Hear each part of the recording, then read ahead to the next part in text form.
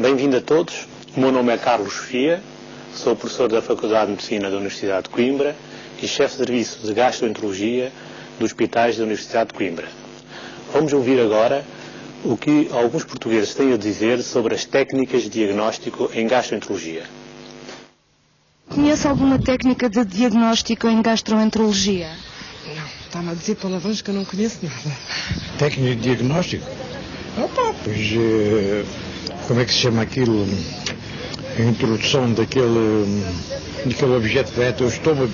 Puxa, como é que se chama? Endoscopia, endoscopias, não é verdade? Retal. Nunca ouviu falar em endoscopia, por exemplo? Sim. Portanto, tem ideia de como é que poderá ser este exame?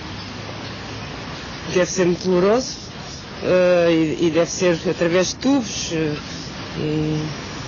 Conhece, portanto, alguma técnica de diagnóstico para prevenir o cancro do cólon? Não, isso não sei, não. Não, nunca ouviu falar, o seu médico nunca lhe pediu para fazer um diagnóstico prévio? Não. Técnica de diagnóstico, análise subgástrico e assim mais técnicas de pesquisa, não é? Que o senhor quer saber.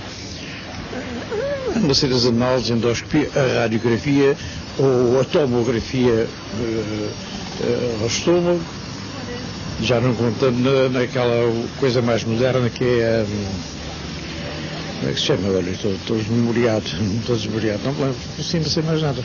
Em termos de exames de detecção precoce, com os exames que já referi. Aquele exame fiz, para além das radiografias, das ecografias, há agora não lembro o nome, que se mete uma câmarazinha de televisão cá no estômago e não conheço mais nada. Portanto, estaríamos a falar de endoscopia? Endoscopia, isso mesmo, a endoscopia. E só aquele exame que se faz, como é que se chama, com os tubos, que se faz quer pelo estômago, quer pelo ânus, não lembro o nome. É a palpação, o raio-x, sei lá, os TACs, sei lá, essas técnicas novas para a detecção de doenças mais complicadas, não é? Muito bem, depois de ouvirmos todas estas questões, eu queria primeiro sublinhar o seguinte: o que é a gastroenterologia? A gastroenterologia é uma especialidade médica que estuda as doenças do aparelho digestivo, isto é, do tubo digestivo, desde o esófago, o estômago, o intestino delgado, o intestino grosso. Estuda também o fígado, as doenças do fígado, doenças da vesícula e das vias biliares e as doenças do pâncreas. Ora, o gastroenterologista tem possibilidade, através de determinados exames, de estudar, de tratar muitas dessas doenças. Não só diagnosticar, mas também tratar. E há técnicas, de facto, que é o próprio gastroenterologista que as executa. E aqui aparece a endoscopia, que foi diversas vezes falada no decurso desta conversa que tivemos com alguns portugueses. É a chamada endoscopia, que no fundo é um tubo, uma sonda, com uma técnica especial, que nos permite observar o interior do tubo digestivo. E nós podemos dizer, por um lado, embora a técnica tenha evoluído bastante, existe uma grande evolução técnica relacionada com a endoscopia, nós podemos dizer que existem dois grandes tipos de exames.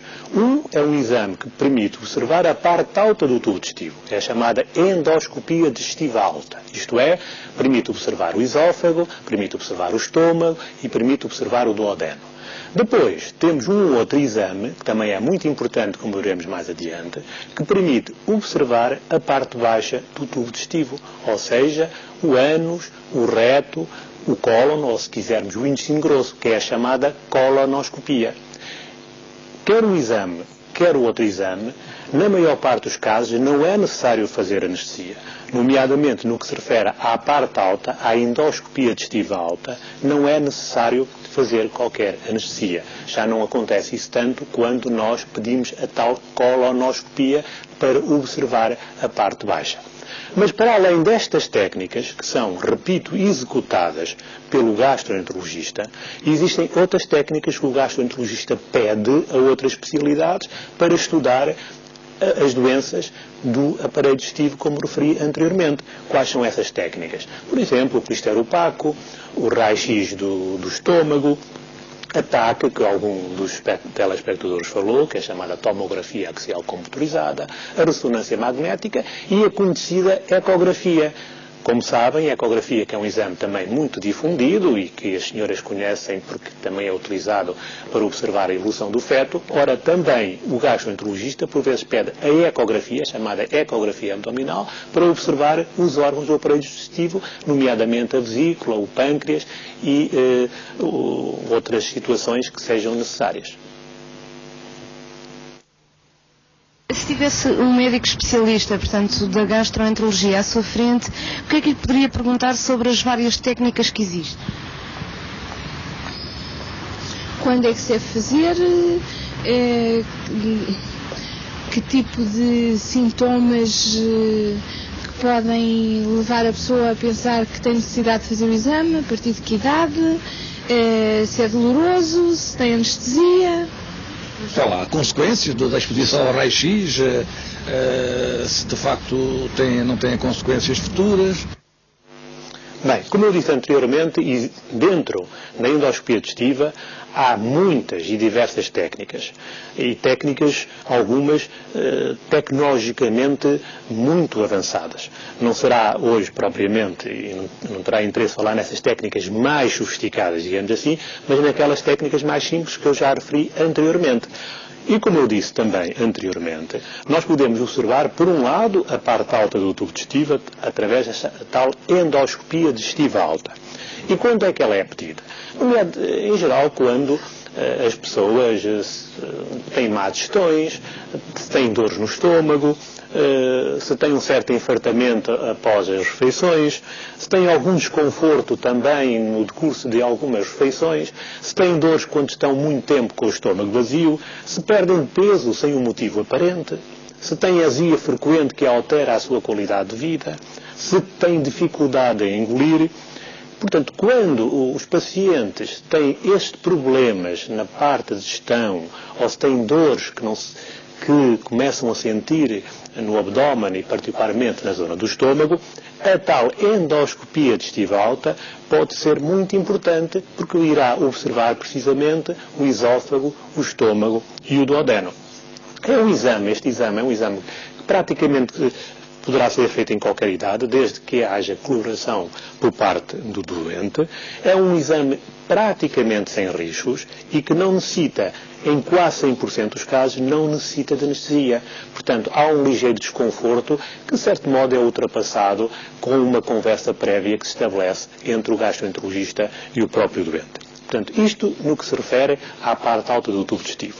Depois há a parte baixa do tubo digestivo, isto é, o ânus, o reto e o intestino grosso. E aqui vamos observar através da tal colonoscopia.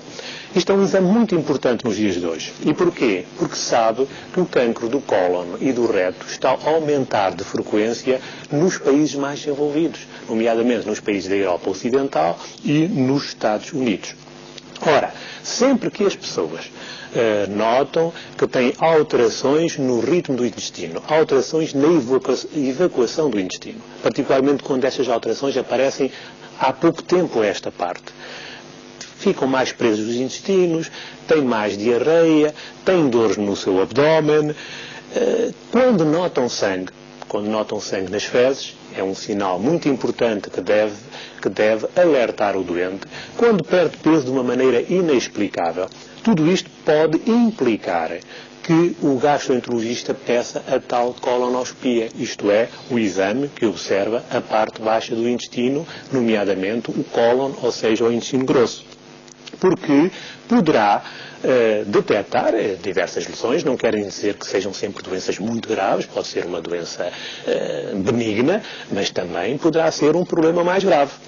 Isto por um lado. Por outro lado, este exame que eu acabei de referir, a colonoscopia, é um exame que por vezes exige alguma, não digo anestesia muito profunda, mas alguma sedação, tranquilizar mais o doente através de fármacos mais simples e que permitem que o doente tolere melhor o exame. Um ponto final que eu não queria deixar de referir é o seguinte, é que, como referi, este exame, para observar o intestino grosso, é um exame que deve ser pedido quando o doente sente aqueles sintomas que eu referi anteriormente.